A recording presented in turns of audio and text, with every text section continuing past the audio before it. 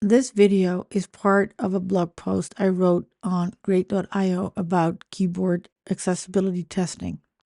I want to show you what that looks like.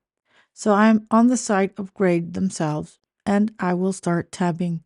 And the first thing I see is a skip to content link. It looks like a button. It is a link. We call this a skip link.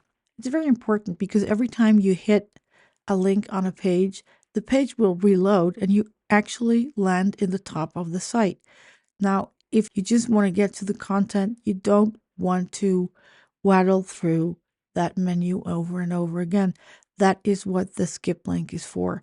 It ensures that when someone depends on keyboard navigation, they can skip to the content easily. All right. So I will tab to move forward. And as you see, here is that visual cue by a dotted outline that I spoke of in the article. Here, the menu item has a plus as a visual indicator that there is a submenu. Okay, so I hit enter and there is a pop-up menu in this case.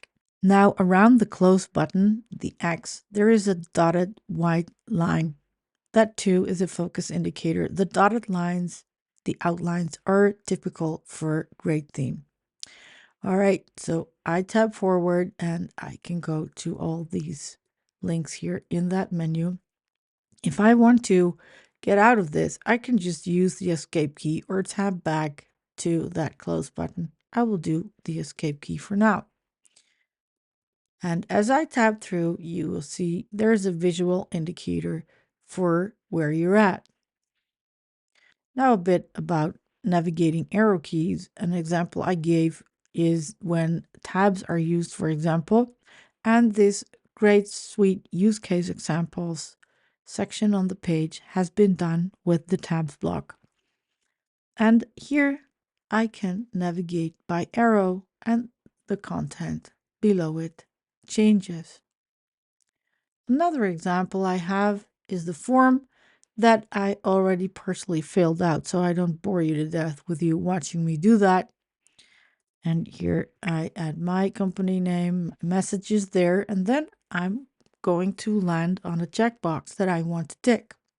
To tick a checkbox, you use the spacebar. And then you can move on to submit. You can also use the spacebar to untick it. So this has been an example of what keyboard navigation on a web page looks like. If you have any questions, leave them in the comments.